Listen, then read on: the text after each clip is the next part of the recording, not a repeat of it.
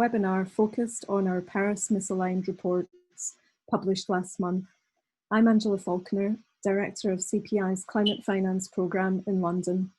And with me today is our team of outstanding analysts who have researched and co-authored all three parts of this first of its kind research.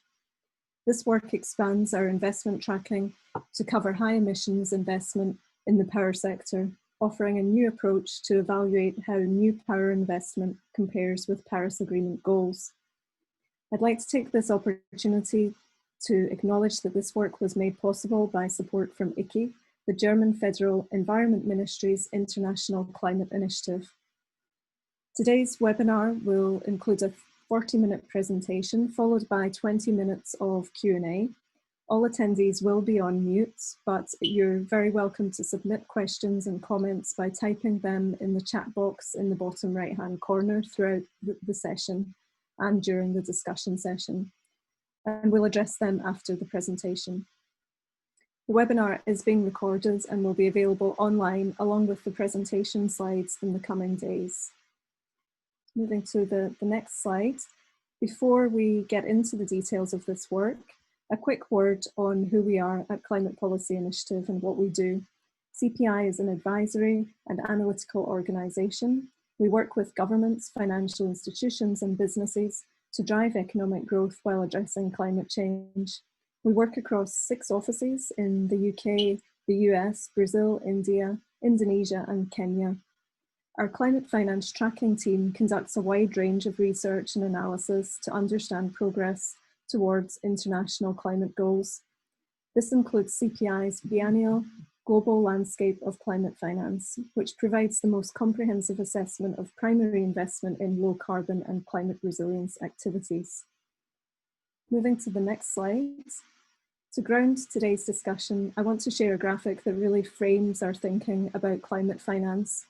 Our most recent Global Landscape report showed an annual average climate investment of slightly more than $500 billion. Compare this to the IPCC estimate of $1.6 to $3.8 trillion required each year for the clean energy transition only, and you begin to understand the urgency of scaling up climate investments. Furthermore, Article 2.1c of the Paris Agreement calls for financial flows to be made consistent with a pathway towards low greenhouse gas emissions and climate resilient development, which would require all financial actors to align their practices, investments and portfolios with climate goals, mitigate all risks related to climate change and seize opportunities for growth through climate smart investments. Moving to the next slide, our Paris Misaligned report puts this challenge into perspective, with the power sector as a starting point, and our initial analysis suggests that number one, power sector investment was misaligned in every region we evaluated. Number two, that commercial banks and export credit agencies have the most work to do on aligning commitments. Both types of financial actor invested significant sums in fossil fuel assets in 2018. And number three, more clean energy is not enough by itself to attain Paris alignment.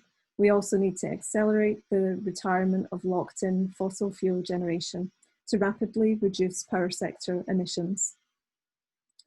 Based on these highlighted findings, moving to the next slide, it emerges that it is necessary to halt new carbon-intensive investments, accelerate retirement of existing fossil fuel assets, and continue to grow low-carbon investment. We'll cover these recommendations in much more detail at the end of the presentation. Moving to the next slide, this work was led by and will be presented to you today by Valerio, Rob, Baisa, Paul and Cooper. I'm really looking forward to hearing from each of them as we share this work with you today. Today's agenda will look like this. We'll start looking at an overview of the 3 reports. We'll get into the details of the 3 reports with a particular focus on Paris Misaligned, our assessment of how the global power sector investment stacks up against Paris targets. And we'll end with some time for Q&A. So let me hand it over to my colleague Baisa to take you through the scope of the reports, remind you of the chat function in the bottom right. Please do put your comments and questions there, and we'll sift through those for the Q&A session. I hope you'll find this webinar really interesting and insightful. Thank you very much again for joining, and over to you, Baisa. Great. Thank you very much, Angela. Let me take you through the content of the reports, first of all, and just explain how they relate to each other. So firstly, improving tracking of high emissions finance in the power sector, as you can see in the left-hand side of the screen, outlines the state of high emissions finance flows, and we do a stock take of available data and methodologies on public and private finance flows in high emission assets and activities in the power sector. And on the right-hand side is a proposed new method for measuring Paris alignment, and then you expect this proposes a new methodology to measure the alignment of financial flows with the goals of the Paris Agreement within specific country regions using IEA energy scenarios. And finally, Paris Misaligned, an assessment of global power sector, really summarizes key findings using the methodologies and data presented in the previous two reports, as well as data from the global landscape of climate finance. So these are all applied to the power sector globally and to the transport sector in the United States to evaluate the alignment of new investment with Paris goals. And we focus on the progress or problems in specific geographies and among certain groups of actors. Now, moving on to the first of the three reports, improving tracking of high emissions finance. So to complement our analysis we do in the climate finance tracking work and to get a more complete picture of investments concerning climate, we've started to examine broader climate-related investments and including those that potentially are harmful to climate goals. So in this report, we studied the available data and methodologies in high emissions finance, and then we focused on power sector to start with. So before we dig into this report, I'll explain what do we mean by high emissions finance. In our study, we defined high emissions finance as a primary investment in assets and activities with a material contribution to global greenhouse gas emissions, and that contribution could be either direct or indirect. And here we particularly draw attention to the project level data sets to describe in granular detail financing sources, instruments, destinations, and technology uses for high emissions power plant projects during 2017 and 18. Now, a quick overview of the methodology of the report. So first, we examined the existing taxonomies and other classification systems used to identify high emissions investments. Second, we mapped available data sets to understand where it is possible to conduct detailed analysis of flows from specific sources and to specific assets. And third, we compared our process database of project level financial commitments to high emissions power plants against aggregate estimates to identify coverage and data gaps. And finally, we concluded with recommendations on how we can improve the understanding of large portion of global high emissions investment that is not tracked at the level of specific sources. So I also wanted to clarify what is included and excluded in our study. We included new power plants that are coal, oil, and gas-fired. Our main principle was to include only those that add new generating capacity or extend the lifetime of existing high emissions assets. So any energy efficiency or transmission investments, they were all excluded. So as a result, we found that we were, at the granular level, we were able to track $40 billion in annual project level commitments, as opposed to a ballpark estimate of $130 in annual capex in fossil fuel fired power plants. And just to clarify, throughout the report, we will refer to in US dollars terms. So this means that granularity and available data in high emission sectors is even more challenging to get hold of. And from the tracked high emissions investments, the dominant fuels were coal and gas. And coal-fired generation received about 57% of total tracked finance, which is 33 billion in 2017 and 18. Gas-fired generation received 15 billion US dollars, or that is 37% of the total. Oil-fired and dual-fuel generation each represented under 5% of the total, together receiving about 3 billion, and that is 3.6 gigawatts of new capacity addition. And in terms of geographical distribution, East Asia and Pacific received the most finance and capacity additions we tracked, and that is about 16 billion per year, 40% of the total tracked high emissions finance. And the next largest regions of destinations were South Asia, 19% of flows, the United States, 15%, and Latin America and the Caribbean, 8%. So I also want to note that the coverage of institutions and the types of transactions are reflective of the underlying data sets. So as a result, the geographical profile of flows that we tracked using project level data is also uneven in terms of regional coverage of existing projects. So in this graph, we provide a comparison of total commitments in our data set against IEA estimates for expenditures in 2018. And just again to point out that granular data is currently not available, and especially for equity and debt provided through the balance sheets of utilities and other corporate entities investing in power generation. So in principle, company financial statements could provide enough information to make assumptions as to sources of finance by matching changes in corporate liabilities to capital expenditures. However, there's no gold standard or disclosure regulation for such investment yet. Now, I'll wrap up with the key findings that emerge from this study, which is there has been far less progress in developing comprehensive methodologies to identify investment that is harmful to climate goals when you compare it to what's going on in the green finance and sustainable finance. And secondly, granular data is not available for financing of new assets through the balance sheets of private and public corporations, limiting the coverage of high emissions financial flows that can be tracked accurately. But this information is really, really important for us to understand the progress and what are the actions that's required for climate. And thirdly, regulators and policymakers should really start forcing company disclosure of capital expenditure into new high emissions assets, and at least set the guidance on threshold for unacceptable levels of emissions from new investment.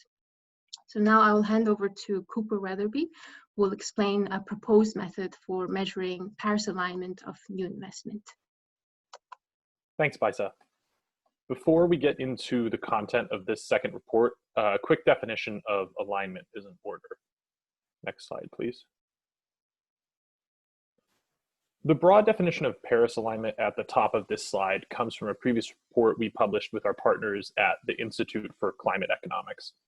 That paper defined alignment as a, quote, holistic commitment to make investments in overall organizational practices consistent with the achievement of the Paris goals, both in mitigation and adaptation.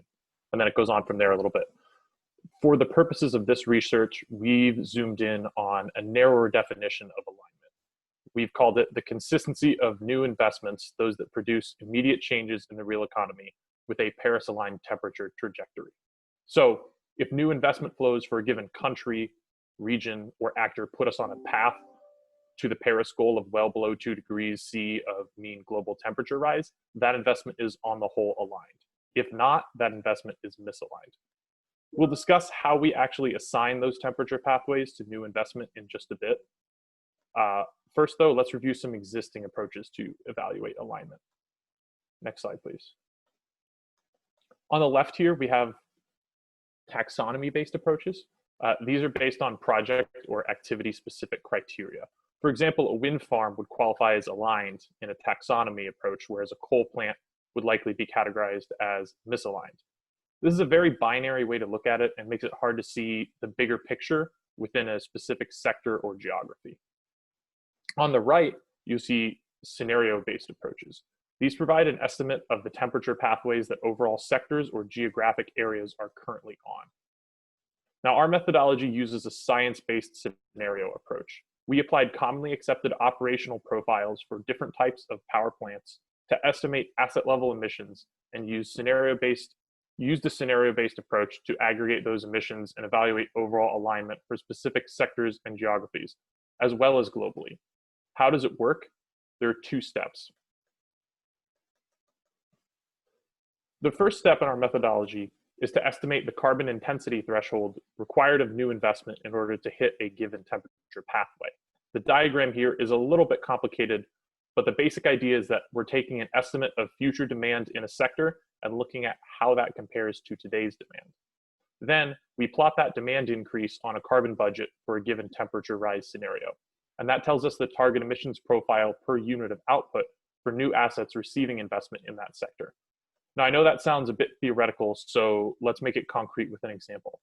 Let's say this year in country X, our electricity output was 10 gigawatt hours, and our carbon emissions from that generation were 10 gigatons. By 2030, we expect demand of 15 gigawatt hours. To keep to a Paris consistent carbon budget in 2030, we should have 11 gigatons of annual carbon emissions. So, with these assumptions, doing the math, we see that we need 5 additional gigawatt hours of generation by 2030, and we can only afford a small emissions increase of 1 gigaton annually. This means new generation installed in country X between now and 2030 has an alignment threshold of 1 gigaton over 5 gigawatt hours, or 0.2 gigawatt hours per gigaton. And that's, of course, under the very simplifying assumption that we don't have any older, dirty capacity leaving the system in that period. It's important to note that this first step of calculating emissions intensity thresholds can be done for each country or region, or at the global level, or at the technology level, although it should be said that a technology level threshold is basically the same as a binary taxonomy when we're talking about alignment. Once we've determined the thresholds in step 1, we move on to step 2 of our methodology. Here we look at new investments and estimate their emissions profiles, which is something that's pretty easy to do in the power sector, given widespread knowledge of the thermal efficiencies and emissions profiles of various types of generation sources. This is where all the project level data gathering comes in, both renewables data from our global landscape of climate finance, as well as the high emissions data that Bicep just covered.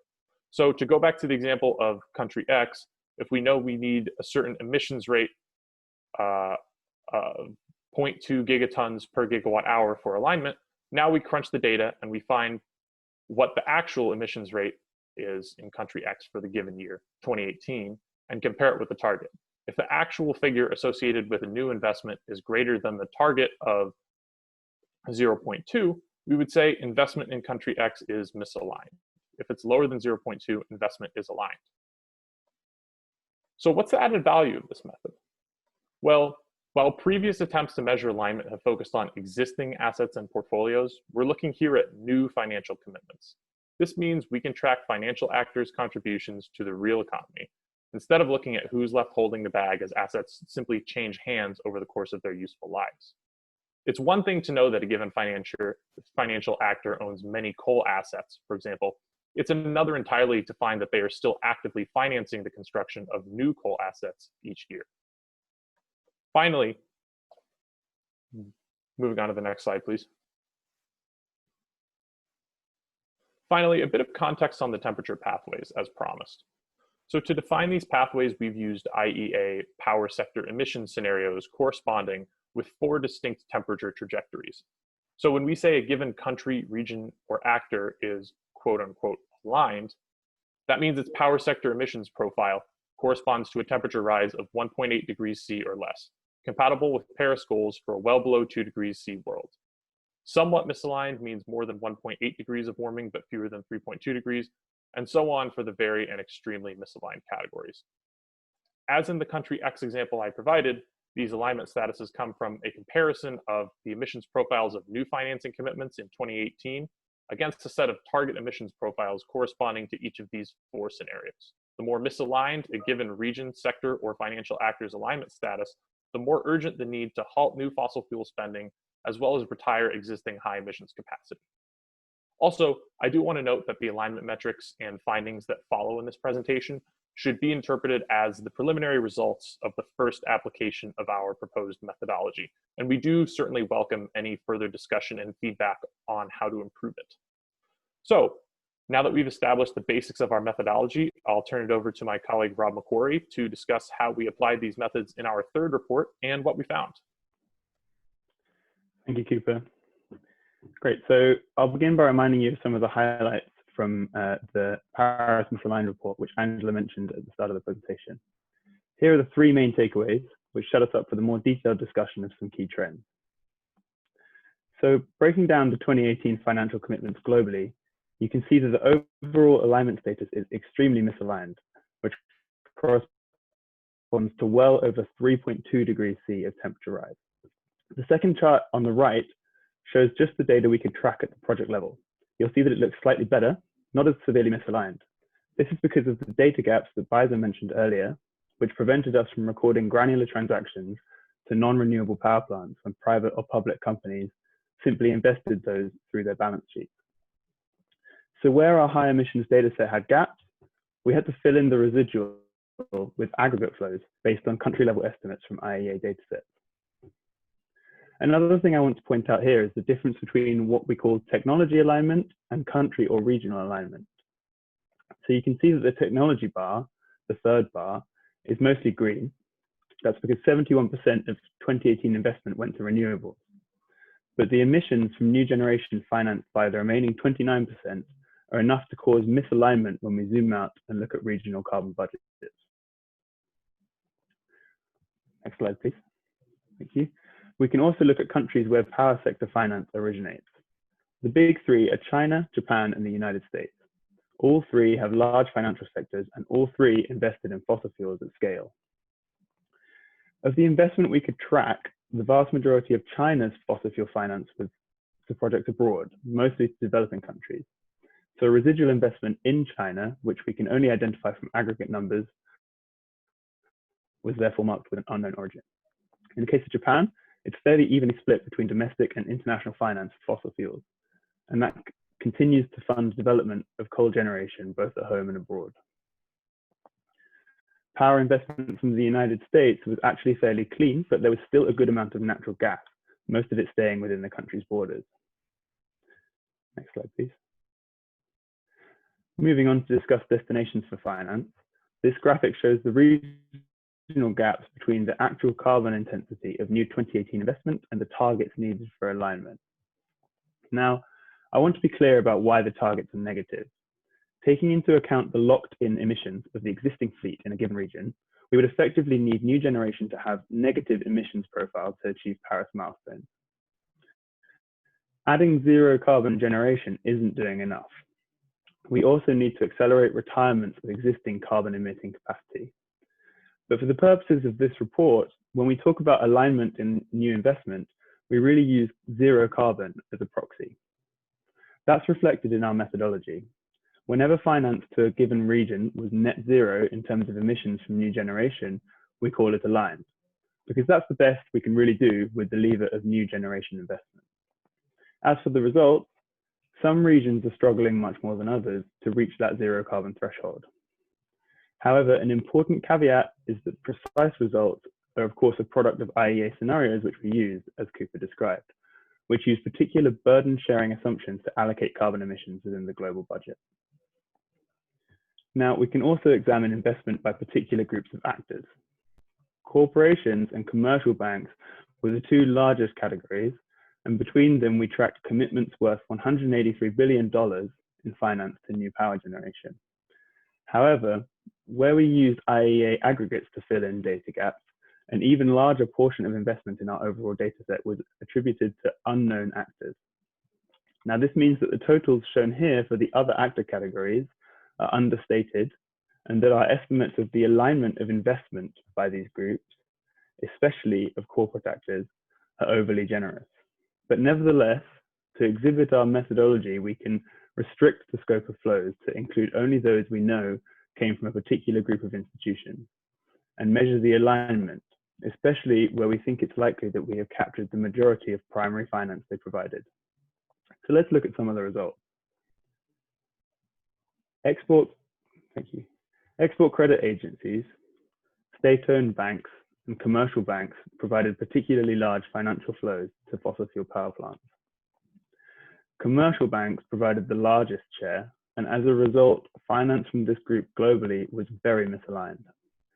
At the regional level, despite 19% of finance having carbon intensities aligned with recipient countries' Paris pathways, the vast majority, that's 81%, was very or extremely misaligned. It's important quickly to note that we only look at project level investment, i.e. primary finance. But other studies looking at corporate finance spot even larger amounts of lending to the fossil fuel supply chain for around 700 billion per year from banks globally. Partly that's because lenders see themselves in a position to engage with all clients and help utilities achieve a gradual transition. However, while there's some progress in disclosure of these assets and associated risks, we see much less towards setting measurable decarbonization targets, which is what really matters. Export credit agencies, on the other hand, were overall extremely misaligned with Paris goals. Nearly half of their tracked investments finance coal power projects, the highest such proportion of any institution type. As a result, they were also the investors with the highest asset carbon intensity. 80% of these investments were extremely misaligned at the regional level. So I'm now going to hand over to Paul for a quick look at our case study trialing a similar approach to road transport. Thank you, Rob. So with the proper data, our alignment methodology can be applied to other sectors as well. As a proof of concept, we adjusted our model to assess the alignment of new light road vehicle purchases in the US. So to do so, we used other IEA CO2 and activity scenarios that are specific to light road transport. So how aligned were new vehicle purchases in 2018? Well, first off, out of the almost 17 million new vehicles sold in 2018, 98% were internal combustion engine ICE vehicles, while plug-in hybrid electric vehicle PHEVs and battery electric vehicles BEVs combined accounted for just 2% of the sales. Now, as you can see in the table here, we found that the average carbon intensity of new vehicles corresponds to a global warming trajectory of over 2.7 degrees Celsius of warming. So if we break it down by actor type, we have first the private sector, which includes both households and businesses, new vehicle acquisitions. It accounts for 99% of the investments tracked and is clearly misaligned with the Paris Agreement. And second, we have government finance, which is aligned with less severe global warming trajectories. That's because of two things: because of the government vehicle acquisition policy, and because of the subsidies it provides to for electric vehicles. So now you can see that we have a range of scenarios that government finance could be aligned with, from below 2 degrees Celsius to below 2.7 degrees Celsius. This is due to the uncertainty of the emission reduction potential of electric vehicles. Now, I won't go into detail about the underlying methodology and hypothesis now. However, if you want to see how we model the vehicle fleet dynamically and what the impact of a Paris-aligned power sector transition on electric vehicles could be, we have a dedicated blog post on our website that we can direct you to. Now over to Valerio and Michele to wrap up and indicate next steps. Thank you very much, Paul, and thanks to the rest of the team for the comprehensive presentation. And a small reminder to listeners that we managed to cover some aspects of trends, but the three reports delve much more in depth on key takeaways from different financial actors and geographies. As for me, I will conclude with some recommendations that could be useful for addressing the finance gap and achieving Paris alignment, as well as next steps for our research. To highlight on a few of the key messages from the three reports, the global level, new power investment in 2018 put us on track for over 3.2 degrees of warming. No major investor category is fully aligned with Paris emission intensity targets for power sector finance. For Paris alignment, we must address locked-in emissions from the existing fleet, not just new generation investment. And finally, we are confronted with a shortage of detailed information, and this shows that coordinated steps are needed to examine and target investment patterns in many countries. And I'll touch on those in a moment. Next slide. Broadly, the challenge of locked-in emissions requires immediate changes in power sector investment patterns. We do need to stop investing in carbon-intensive assets as soon as possible. We need to quickly retire existing fossil fuel assets. And finally, we must continue to scale up low-carbon investment of all kinds, clean energy, but also energy storage and carbon capture. So how can public institutions, private actors, and service providers help achieve these changes? We suggest a set of actions that can be put in place under the leadership of these three groups. On the public actor side, on the left, for example, governments could end positive incentives for carbon-intensive activities and gradually substitute them with negative incentives, such as carbon tax, to help further level the playing field. Governments or financial authorities could also promote the adoption of precautionary principles for the assessment of hardly quantifiable but potentially critical risks for fossil fuel assets, which can remain stranded because of the transition.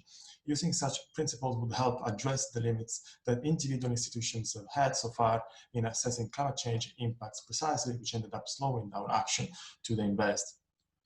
DFIs, or other public sector actors through concession financing in the form of debt or equity, could help accelerate the exit of capital from fossil fuel assets to be used for the financing of new renewable energy assets and force their anticipated decommissioning. These measures will need to come along with social security measures supported by governments such as Just Transition Fund to make sure people are retrained to take on new jobs. Private actors in the middle of the slide could capitalize, first of all, on the growth of the renewable energy market. And let's not forget that this is not a cost, but an opportunity to invest in emerging or growth technologies with enormous potential and the declining cost now below the operating cost of the existing fossil fuel generation in certain cases.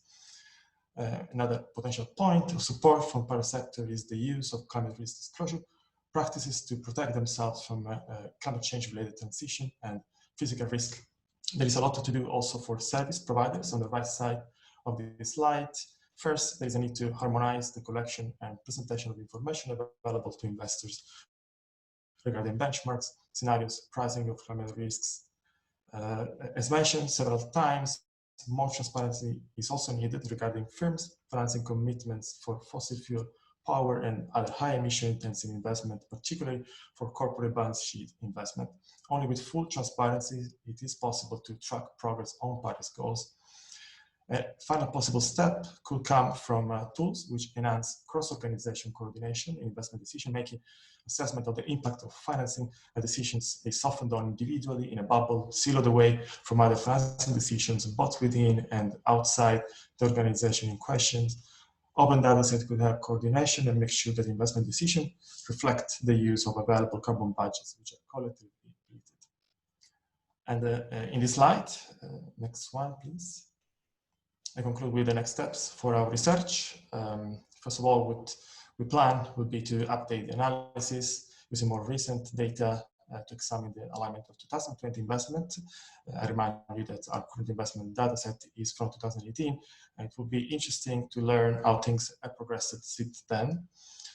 Looking another potential work would be looking more closely at interactions and interventions in capital markets that can drive change in the real economy, policies, financial instruments, incentives, information made available, aware, of course, of the peculiarities and different needs in different contexts. Another point, potential follow-up, is conducting national case studies on power sector alignment, partnering with national governments to use more granular and up-to-date information as the basis for a detailed report on a specific country alignment progress, which could help country budgeting effort as well. And finally, Potential follow-up could be expanding our alignment methodology to other sectors such as transport. All of this may be challenging in the short run due to data availability issues. On top of this, of course, we would love to hear your feedback on our methodology as we continue to refine it and pursue these next steps. And that concludes the presentation. So thank you for joining us, and we'll now open it up to questions from the audience. Over to Angela. Thank you very much to all of our presenters today who've been involved in this work. Thank you to those of you who have been sharing questions already in the chat. We've already responded to a couple of those. And now if you just bear with us for a moment, we'll come to some of the other questions, but feel free to continue to type any questions that you have in the bottom right-hand corner in the chat function. So first, maybe let me put a question to Valerio on a point that comes up a lot when this work is presented about the use of the particular scenarios, the IEA scenarios. Why did we choose to use those particular scenarios, and what are some of the limitations or improvements that might be made going forward in potentially replicating this work?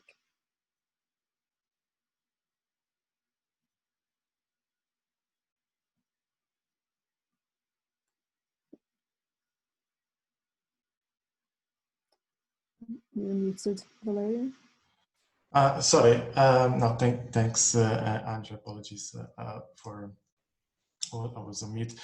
For the studies, we did use IA scenarios. Those are those that are mostly widely used from organizations that do map alignment, in particular at the portfolio level. So we decided to use those as a starting point for the analysis, aware, of course, of some of the limitations that have been highlighted over the years on the level of ambition that some of these scenarios represent, and also on the opportunity that they have in representing in detail what are country-specific characteristics. Of course, there's been many progresses that also IA itself has been done on scenarios constructions, and there is a new edition that more in detail focuses in particular on net zero decarbonization pathways. And of course, a subsequent study would also be able to tackle on this aspect. As for the country level scenarios, of course, we decided to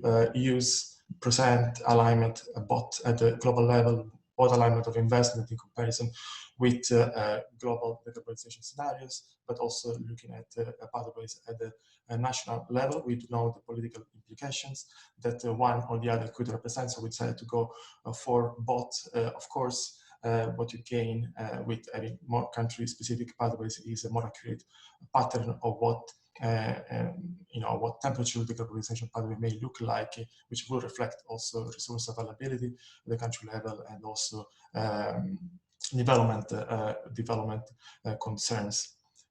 So I hope this answered the question. Thank you. Thank you, Valerio. So let me now go to a question that's come through on the chat. So a question about the level of confidence for the carbon threshold nationally used for assessing misalignment, given the various parameters that vary greatly and influence it over 30 years. So deforestation rate, increase in agricultural inputs, etc. So maybe if the team can take this question next. I think it relates in part to the point about scenarios, Valerio, so I don't know, maybe you have something to add on this.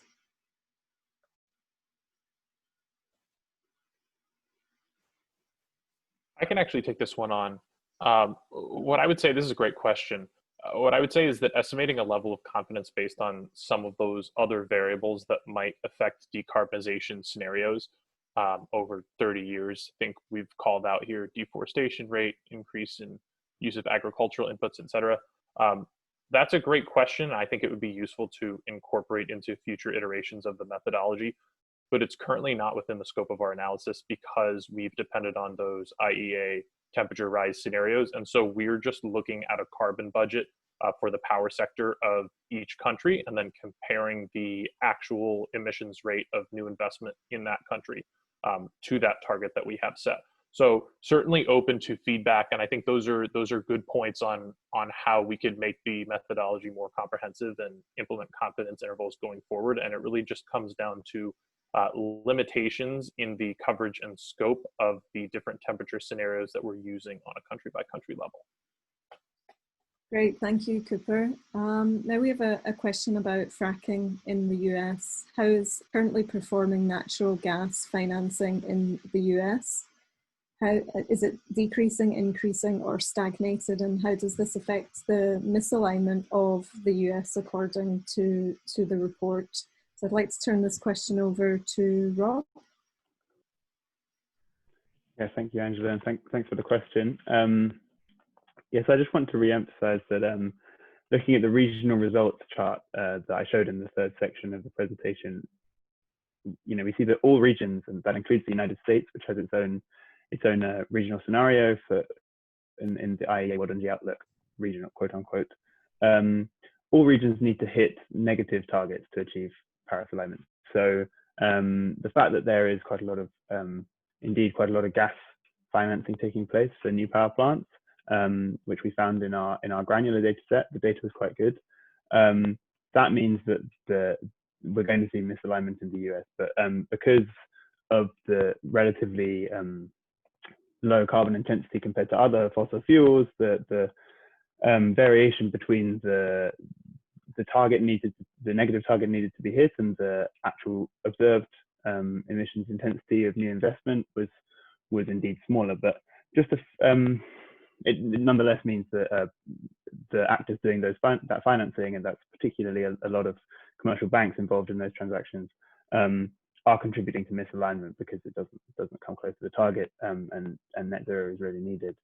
Just a final point about fracking is something else I touched on during the presentation, is that there's a whole extra question to power generation itself, which is the fossil fuel supply chain, and there's so much infrastructure and new assets that are currently being invested by financial and non-financial businesses and governments is tied into the production of highly emissions intensive power, which themselves will also become stranded assets should the power system decarbonize at the rate that we need to see for it as a sector to be able to hit the targets consistent with Paris. So that's another consideration about those investments.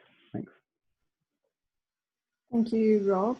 And we have a question from Harriet Resnick. How would your research inform transition approaches to finance?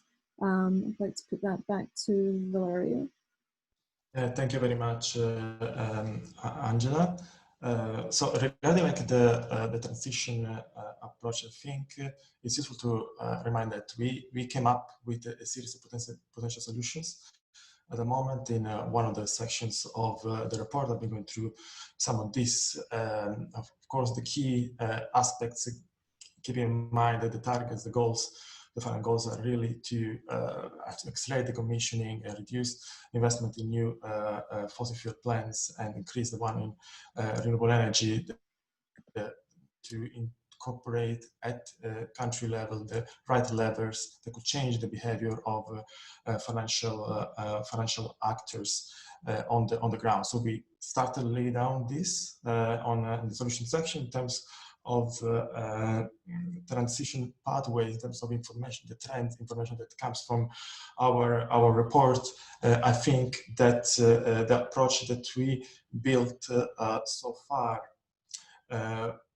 allows for the first time to look into new investment as opposed to other approaches to focus mostly on the portfolio allocation. Now, new investment is a direct link, obviously, with changes into the real economy, and new investment translating new assets being deployed. So what we think to bring in into the Paris alignment world is really an approach that gives a meter, a measurement of how progress is happening on the ground. And the fact that we also use and carbon intensity as an approach to judge the level of alignment. It also allows to determine and assess this at different levels of aggregation. You may have this calculated for financial actor typologies, like we did in our presentation we presented right now, but we could also do this at the level of individual institutions or group of institutions which are based in specific countries. So I hope this answers your question, Mariette. Thank you, Valerio. So please do continue to post any further questions that you have into the chat box. Also comments or suggestions are welcome. We have a question from Kavita on the misalignment definitions and how it's divided into the various intervals, so very misaligned, etc. Maybe Cooper, you can briefly touch on that again, why we've created those 4 different categories and what the difference is between them. Thank you. Sure, thanks, Angela, and thanks, Kavita, for your question. So we did cover this briefly, but I think it is useful to revisit. Basically, what we've done here with the alignment statuses is we have tied them to a specific temperature range that corresponds to the IEA climate scenarios that we've used here on the country level as well as at the global level. So aligned investment corresponds to a temperature rise below 1.8 degrees C. Somewhat misaligned corresponds to a temperature rise between 1.8 C and 3.2 C. Very misaligned investment corresponds to a temperature rise above 3.2 degrees C, and extremely misaligned corresponds to a temperature rise even further above 3.2 degrees C. And then just to recap what we see here down below, the assessment of alignment status that we've applied here evaluates the alignment of new financing commitments in the year 2018 relative to 2030 milestones we like to call the decade of action. And then it assigns one of those 4 alignment statuses using carbon intensity thresholds that are based on what it would take to get us on each of those 4 alignment pathways. Thanks a lot, Cooper, for going over that again. I think we had a question earlier, which was responded to in the chat, but maybe the flip side of this, in terms of maybe the team can also just reiterate, if we see a majority of investment in renewable energy, say 80%, I think we saw on one slide, and we still find that the country or the institution grouping is misaligned, how can that be with the approach, and really what's that telling us about what needs to be done? Maybe back to Valerio for that question. Yes, sure. So regarding the, as you can see from this graph, there are different levels at which we present alignment. Really, we wanted to be sure that we're as comprehensive as possible in the way we present this. So we talked a lot about alignment at the global level, which sees how carbon intensity coming from specific groups, individual entities, or group of entities align with the global decarbonization scenarios. We did talk about also alignment at the country level. So in this case, it's looking at carbon intensity of power sector investment and its compatibility with country-specific decarbonization scenarios. In terms of, we also added another level, which is alignment by technology. As you can see in this graph, is basically the third. In this case, we looked at our individual project topologies would be compatible with the alignment. So in short, to answer to your question, while a technology individually can be aligned with Paris, of course, renewable energy is if you're judging the behavior of an entity based on the portfolio of investment that they support. So their renewable energy investment along with their fossil fuel investment, then this, of course, would impact overall on its alignment, is what you will see in the country alignment or on your global alignment. I hope this answers your question. Thank you, Valerio. Now we have a question from Yuxing Pang. Thank you for your question. Have you looked at earlier years pre-2018 and how that compares with your 2018 findings? And a side question on 2019 data or even 2020 and when we would expect to see something on this. And I think there's also a question here. Why have we focused on the year 2018? So maybe Rob, I can ask you to explain thinking behind that, and whether we could eventually use this tool to measure investment today and more in real time. Yeah, absolutely. Thank you for the question again. So yeah, it's interesting to be asked about years prior to 2018. We were sort of ready more for questions about more recent data, but indeed, it's worth saying that this model requires several different inputs. So we use data from 2018 because we have data on financial commitments across the spectrum of carbon intensity. So the more recent stuff on the high emissions investments. The Biser outlined was a new project for us, but also drawing on our global landscape of climate finance to look at renewables. And we have those renewables data for older years. So in principle could gather older data on high emissions commitments as well, and apply it with the same approach. But important to add that the information on decarbonization scenarios needs to match the year for which the commitments the year from which we're drawing the commitments for the methodology to make sense, because otherwise the pathways that are projected in those scenarios would have changed. And so thinking about 2019, we could certainly update it if we were to gather all three of those components in the coming years, and give a more up-to-date perspective. But in fact, we think rather than the heavy lifting required to do the assessment at the global level of that sort, what we're really hoping to see with this methodology is that the same approach could be applied by public or private actors using data on their own commitments, just to do that small subset and combine it with the model using scenarios such as we've done here. Indeed, the IEA released its new World Energy Outlook towards the end of last year, containing scenarios that reflect many of the new net zero ambitions announced last year. So that's a quite seminal piece for incorporating into work like this, that we're hoping this research that we've done might be the introduction to new methods like that. Thanks a lot. Okay, I think we've got time for a few more questions, so feel free to put another in. A quick one maybe to Valerio. Another question we get commonly is whether offsets have been accounted for in this analysis. If you could respond. Yes, so first of all, the answer is no, we did not account for offset in this work. So what we did in terms of approach was we did, first of all, map in our financial transaction data set where the investment happening in the power sectors, and then estimated what could be like the level of emissions that's can happen at the individual plant level. We make also a distinction between older plants and new plant in terms of both efficiency, but also in terms of capacity factors. And it's in that, so we went in a granular level of analysis to establish this assumption. What we didn't were able to assess was, of course, offset. Offset includes a vast variety of possible projects. You include displacement of existing fossil fuel capacity, you have energy efficiency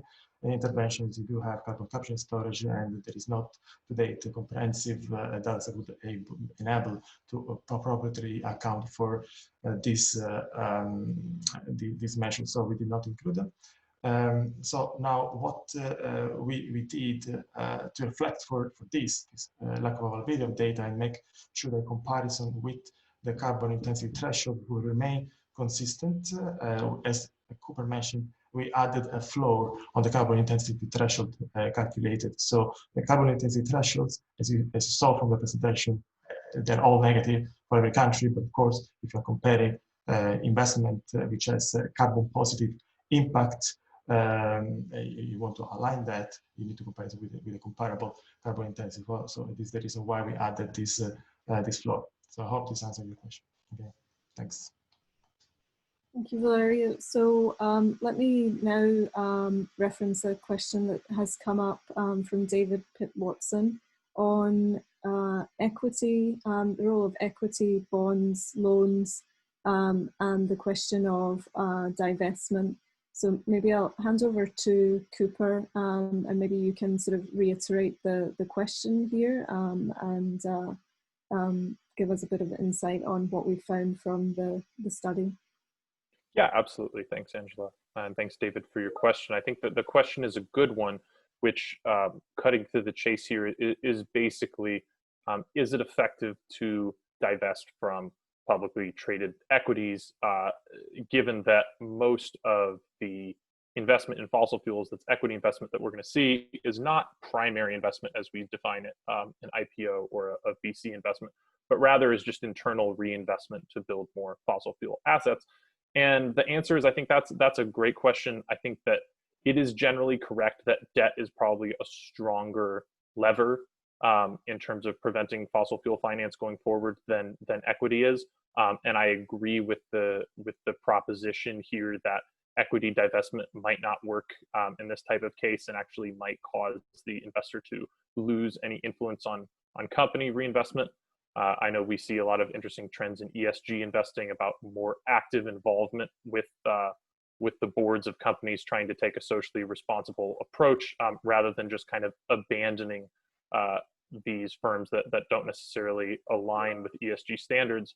I also want to pass it on to Rob, because I think he has some insight on the nature of balance sheet financing as it applies to fossil fuel assets. Yeah, thanks a lot, Cooper. Thank you, David, for the question. Indeed, really important, this issue of these hidden investments, and there's only so far we can go when we focus on the project transactions that we're able to see. It's important to sort of caveat that not all of the utilities doing investments that are through their balance sheets are even publicly listed. So there's only so much pressure that can be exerted by investors, let's say, and lots of them are going to be privately held companies, and in some cases those are held by, in some parts of the world, by public stakeholders. But so this issue around balance sheet financing of assets is why so many of our recommendations for private investors, regulators, the public sector, and service providers relate to the issue of trying to promote greater transparency on the investments taking place, but also because of the negative emissions intensity targets that we see, we need to think of other ways that investors that are trying to reach net zero or be Paris aligned, that are already doing lots of low carbon financing, can have an effect. And one of those is through this question of engagement and being really, really tough on those companies that they do continue to hold. And actually, we see quite a lot of attention at the moment to those practices among investors. This is probably also a good moment to mention that CPI is currently working on a new platform to look at the dimensions of alignment with the demands of Paris and net zero across the financial system at several different levels, including financial flows, but also targets and engagement and integration into business practices, called the Net Zero Finance Tracker, that we're hoping to release in some form this year. So look out for that if you're interested in this aspect. Thanks. And with that, I think that's a really good point to end on and finish on time. Thank you so much to all of you that have joined, those of you that have contributed questions as well. It's been a really nice discussion. I'd urge you to get in touch with our team. If this work's of interest to you, we're keen. This is just the sort of first steps that this will be built on for updating other sectors or enhancing the methodology and approach that's been presented today. So thank you very much for joining, and we'll share the materials with you in due course. Thank you. Have a great day.